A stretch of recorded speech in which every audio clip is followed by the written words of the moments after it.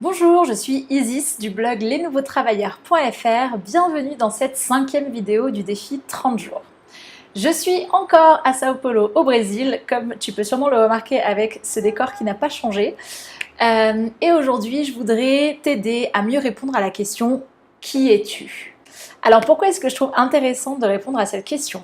Eh bien, l'autre jour, j'ai reçu de la part de quelqu'un qui voulait faire une interview écrite avec moi des questions, et la première question était « Qui est Isis Lator ?» Et là, je me suis dit « Waouh, super vaste comme question, comment est-ce que je réponds à ça? Comment est-ce que je donne une réponse pertinente ?» Parce que honnêtement, si on me demande de parler de moi, je suis capable de tenir 10 jours. Donc comment est-ce que je fais ça en quelques lignes pour une interview écrite?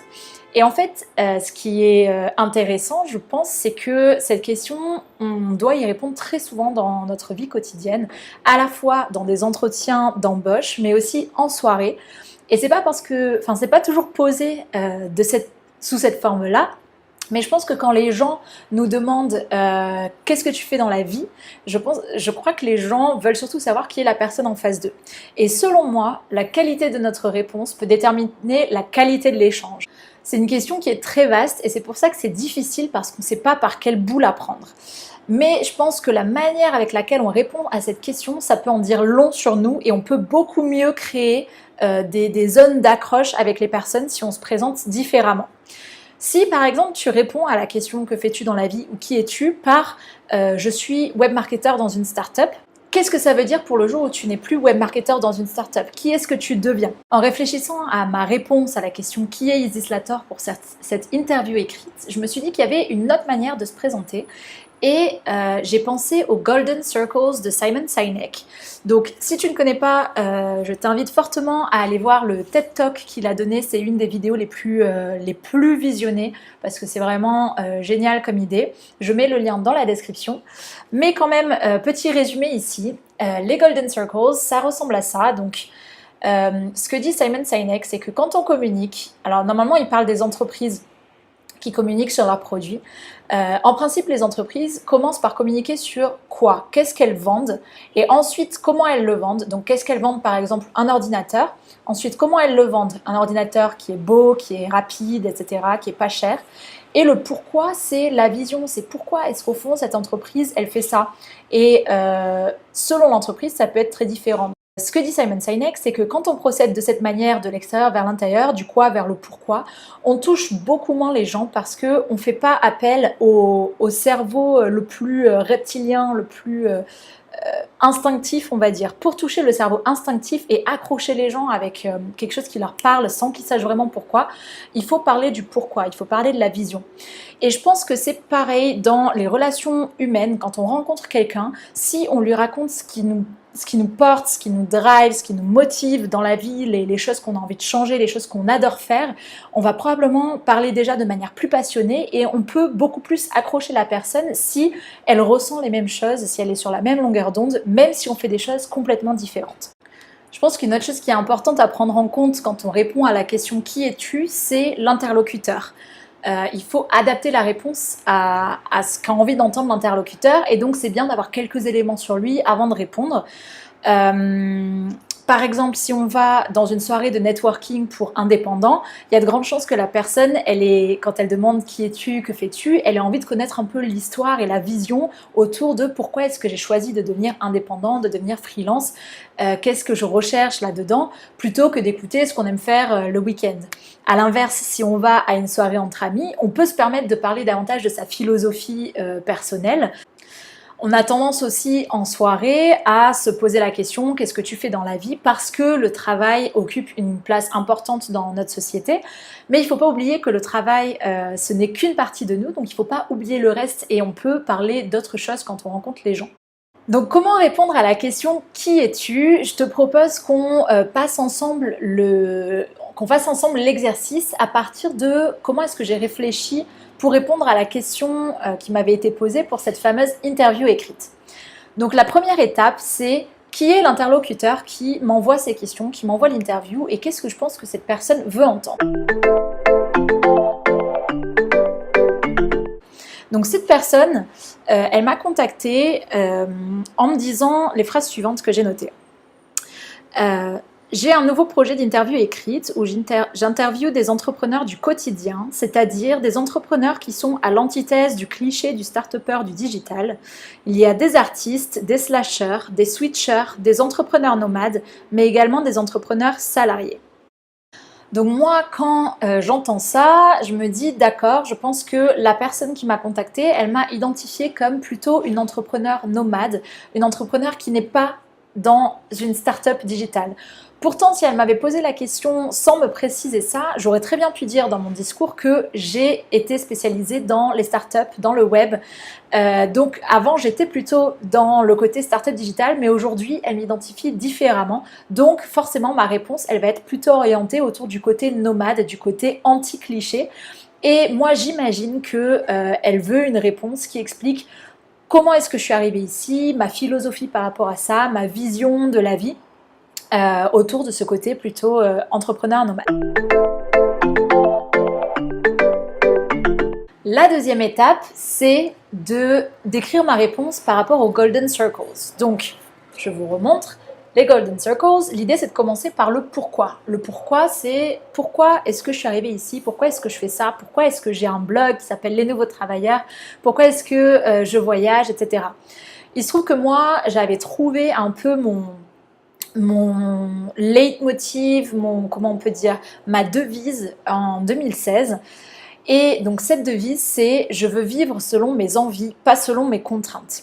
Ce que ça veut dire, c'est que ma philosophie de vie, c'est que je veux pouvoir poursuivre mes désirs et mes rêves. C'est la priorité pour moi. Et ensuite, je veux trouver des solutions pour que ça marche financièrement. Donc finalement, le côté financier vient après, mais il faut qu'il soit là pour soutenir le reste.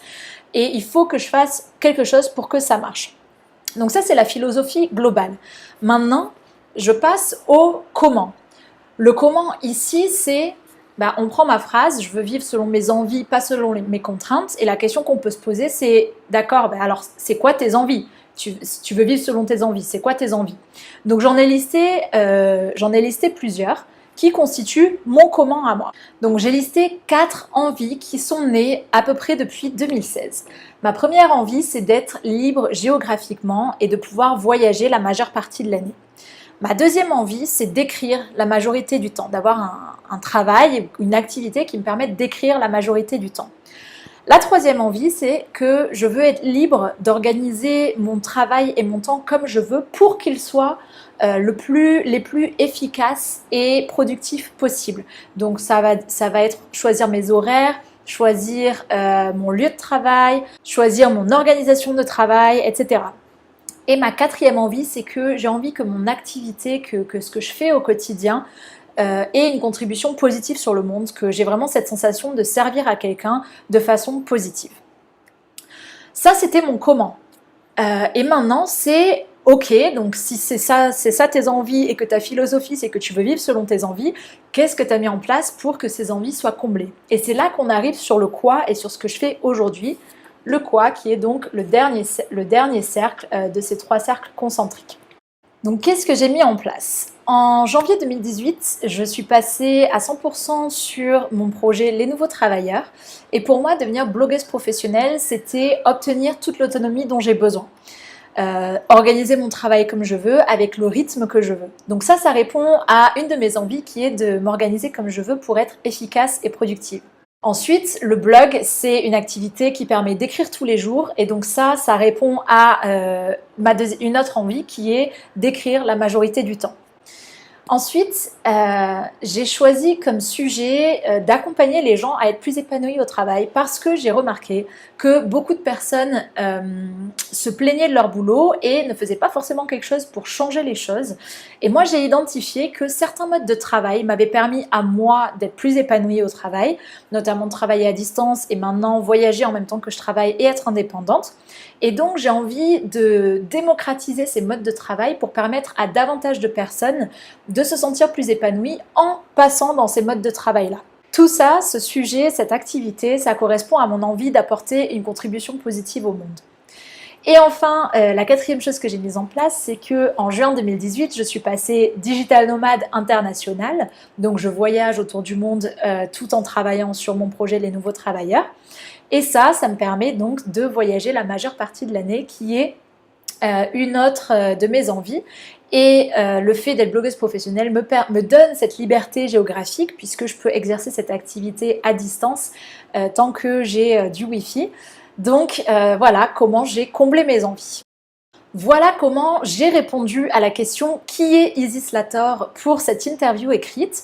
Comme c'était par écrit, je me suis permise que ce soit un peu long. Là, en plus, je le raconte un peu, donc ça paraît encore plus long. Il y a moyen de raccourcir tout ça, mais je pense que c'est toujours intéressant de garder cette structure, ma vision, ma philosophie de vie, mon grand pourquoi.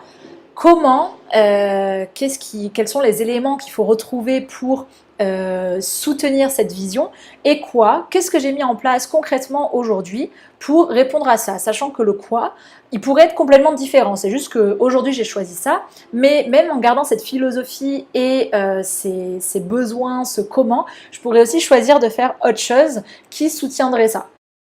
Maintenant, si toi, tu veux faire l'exercice, je pense que c'est pas forcément facile de commencer l'exercice par quelle est ma vision, puis le comment, puis le quoi.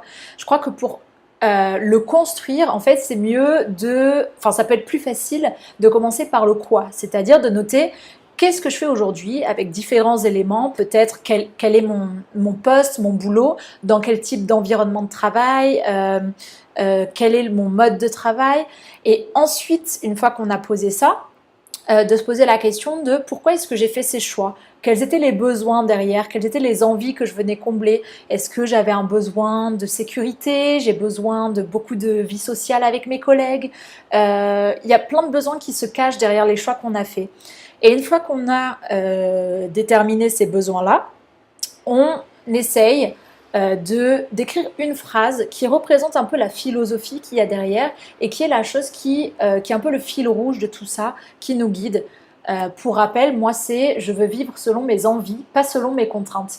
Donc toi, essaye de trouver la phrase de ta philosophie de vie, ta vision qui se cache derrière ces besoins et les choix que tu as fait aujourd'hui. Et une fois que tu as remonté la pyramide comme ça, tu peux t'entraîner à écrire en commençant par la vision, puis le comment, puis le quoi, et t'entraîner à le pitcher, le dire en 1 minute, 2 minutes, 3 minutes selon ton interlocuteur. Et puis après, quand tu rencontreras des interlocuteurs différents, peut-être qu'il faudra que tu l'adaptes pour que ça corresponde davantage. Moi, j'ai l'impression qu'en commençant par mon pourquoi, comme ça, ma vision, j'en dis beaucoup plus sur moi qu'en racontant le quoi. Si j'avais raconté le quoi, j'aurais dit « je suis blogueuse professionnelle, j'écris là-dessus, blablabla ». Mais du coup, j'aurais touché certaines personnes, mais j'aurais pas touché toutes celles qui disent « ah ouais, moi aussi, je veux poursuivre mes rêves et l'argent, c'est secondaire ». Donc finalement, je me serais privée d'une belle discussion avec tout un tas de personnes qui n'auraient pas accroché avec le quoi que j'ai choisi moi pour répondre à cette question. Maintenant, ce que je t'invite à faire, c'est que la prochaine fois qu'on te pose la question « qui es-tu » ou « que fais-tu dans la vie ?» même si « que fais-tu dans la vie » a l'air d'être plus précis, tu as le choix de choisir ta réponse pour ça. Et je t'invite à vraiment essayer de commencer par ta vision, ton pourquoi, et d'observer les résultats. Et aussi, ça va demander aussi un petit peu de temps pour améliorer tout ça. Et j'aimerais bien que tu me dises ce qu'il en est, les résultats que tu as obtenus et si tu as fait de belles rencontres en te présentant de cette manière-là dans les commentaires de cette vidéo. Je te remercie d'avoir regardé cette vidéo et je te dis à demain pour la vidéo numéro 6 du défi 30 jours.